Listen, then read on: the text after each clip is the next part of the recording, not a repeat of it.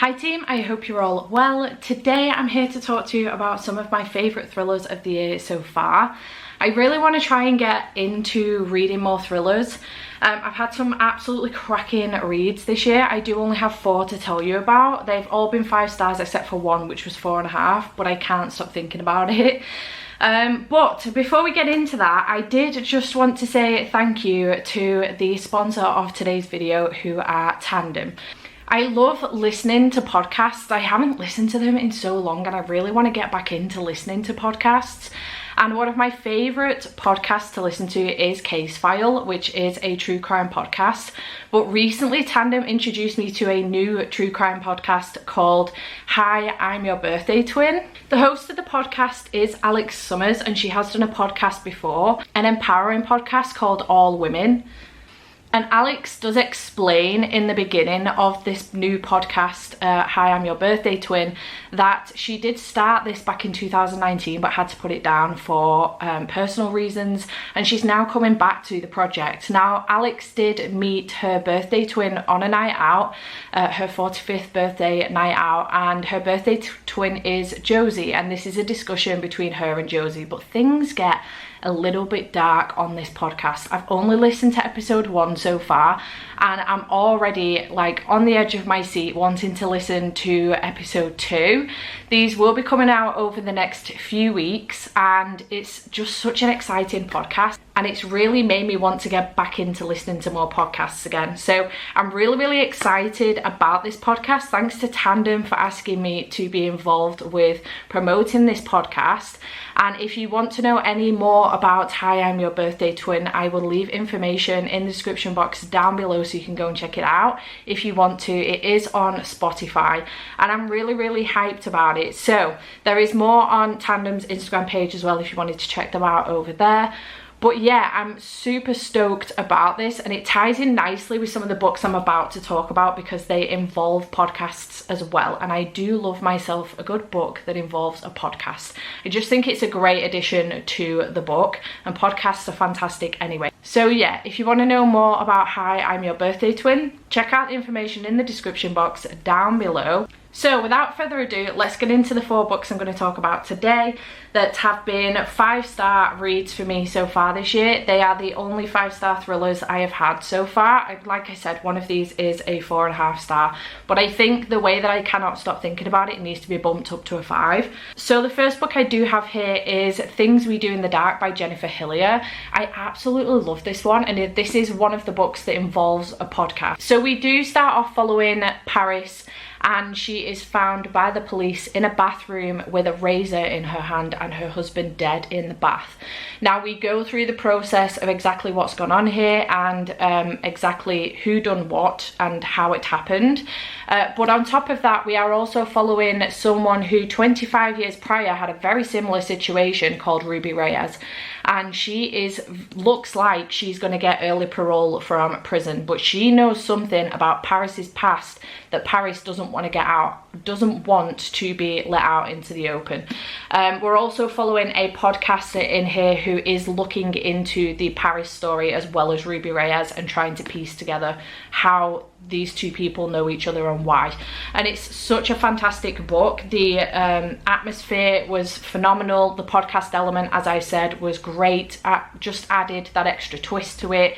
And right up until the end, I had no idea what was going on and who'd done what. It was such a good read and I really enjoyed myself, and I was just rooting for Paris all the way through this book. It was very good and I would highly recommend it. The audiobook was really good for this as well, so yeah, would recommend this one. Then we do have The Last Housewife by Ashley Winstead, who is the author of In My Dreams I Hold a Knife. I didn't enjoy that one as much. I think I only gave that one 3 stars, but this one got 4.5, and I think this is the one that should be bumped up really to 5 stars because I haven't been able to stop thinking about it since. So we start off following Shay Evans and her best friends when they're in college, and they end up getting picked up by this older man who pretty much kind of seduces them into joining this very, I want to say cultish, it was cultish to be honest, seduced them with a web of lies about the way the world works, bringing them under his thrall. But by senior year, Shay and Laurel are the only ones who escaped. And then we follow Shay 8 years later, and she finds out that Laurel has actually died, and she is wanting to find out exactly what happened to Laurel and how she died. So she recruits the help of a podcaster to help her do this, and this takes a very sinister turn. It's incredibly dark. Do check the trigger warnings before you pick this one up. In fact, if you spot it in a shop, if you open it up to the right page, you will spot there are content warnings here. Content warnings for suicide, rape, physical violence, sexual violence, trauma, self-harm, misogyny, gender, essentialism, and drug use. So just be wary of that going into it. There is a whole bunch of triggers in this book, but it was absolutely fantastic. I had no clue what was going on through the majority of this book, but it was absolutely outstanding, and I really, really enjoyed it. And the podcast elements, you actually get like interview sections between Jamie and Shay. Jamie's the person that's helping her with this podcast and try and find out what happened to Laurel, and exactly kind of go through exactly what happened to her during that time as well.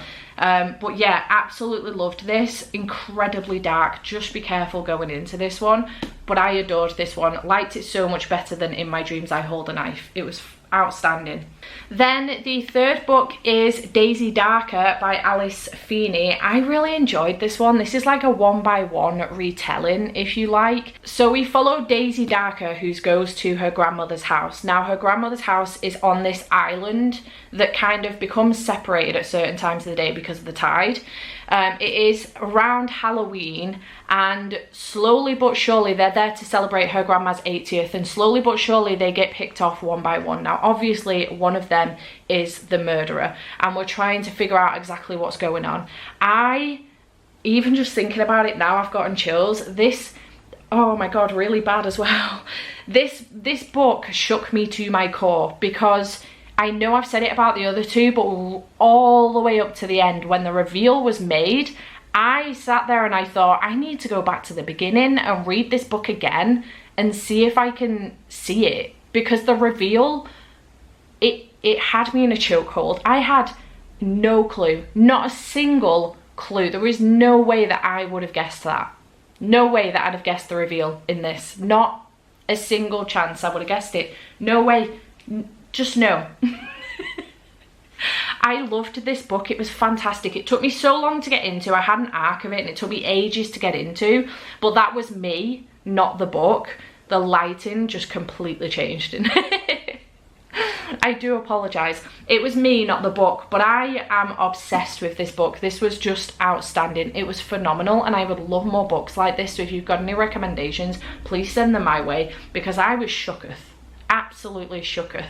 It was so good, and I would highly recommend. The audiobook was really good for this one as well. And then the final book I have here that was 5-star for me this year, as far as thrillers are concerned, is Wrong Place, Wrong Time by Gillian McAllister.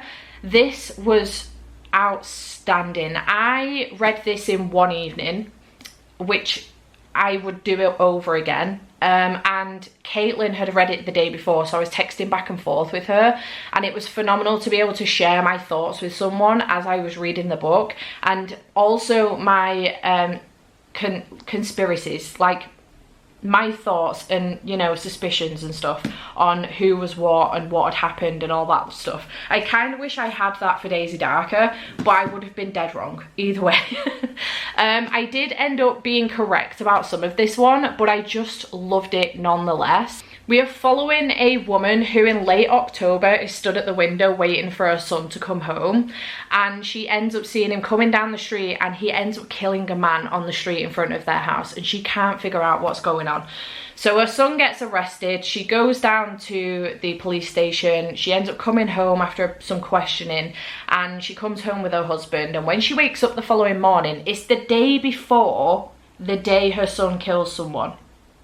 And she can't figure out what's going on, because obviously her son's at home. She's trying to question him. How have you come home? You were in the police station last night. Why have they let you go? And he's dead confused. He's like, Mum, what are you talking about? Because to him, this hasn't happened yet. But for her, it has. She's not realised she's gone back a day. So this keeps happening to her, and she's figuring out slowly but surely that this is her chance to try and prevent this from happening, but she needs to get to the root of why it's happening. And I got to a point where I was like, how far back is she gonna go? And it goes way far back, like so back in the past. She goes from going like a day behind each time to like months behind and even years behind, and it's so clever the way it's done. So clever. I did figure out one of the big twists in here, but it was really good the way it was done, and I just had a fantastic time. To read it in one sitting as well was amazing. I love books that you can read in one sitting, and this is perfect for it, and I would highly recommend. But I just had such a good time with this. I loved the characters, I loved the atmosphere, I didn't even get confused with the time jumps either, because sometimes I can get confused when time is involved and we're moving time. Sometimes I get really confused with it. Like Recursion by Blake Crouch, I was so confused with that book, so confused. But this was really simple, and I just really enjoyed it. I already kind of want to reread it, I'm not gonna lie. It's the sort of thing I would probably, I don't tend to reread thrillers because I know the ending, but it's the sort of thing that maybe in another year or two I would come back to and reread again. It's actually the kind of book I would probably try and get my parents to read, both my mum and dad. I think they would love it. But this was phenomenal, and since then, Gillian McAllister, this is the only book I've read from her, but she's going to become a new favourite author. I can already see it. So I'm very excited to read more from her in future. But out of all of these books, to be fair, this is my first Alice Feeney. I've already mentioned that I have read from Ashley Winstead before with In My Dreams I Hold a Knife, but this is also my first Jennifer Hillier. So out of the four, these were new to me authors, and this is an author I've read from before. So I'm definitely going to read from Ashley Winstead again. I'm very excited about her new book coming out, The Midnight Hour, I think it's called. But I'm keen to get more from these three authors as well. I do already have one from Gillian McAllister that I saw in the charity shop the other week and immediately purchased. But I'm very excited to get to more from all three of these as well.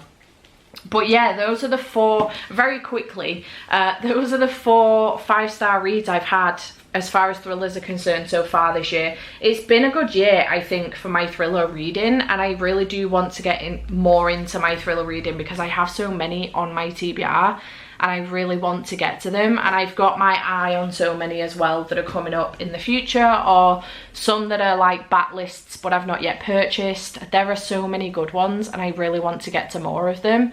So yeah, I hope you have enjoyed this video. Chat to me in the comments down below about any of these. Have you read them? Do you have similar recommendations for me based off of these? But I absolutely loved these. Chat to me in the comments down below. Have you read them? Have you got recommendations for me because of these? I am intrigued to know. And have you got true crime podcast recommendations for me as well? Because I am wanting to get back on this train since listening to that first episode of Hi, I'm Your Birthday Twin. I really want to get back on this train. And again, if you want more information about that, I will leave all the links in the description box down below so you can go and check it out. But thanks again to Tandem for sponsoring this video, and I shall see you in the next one. Bye for now.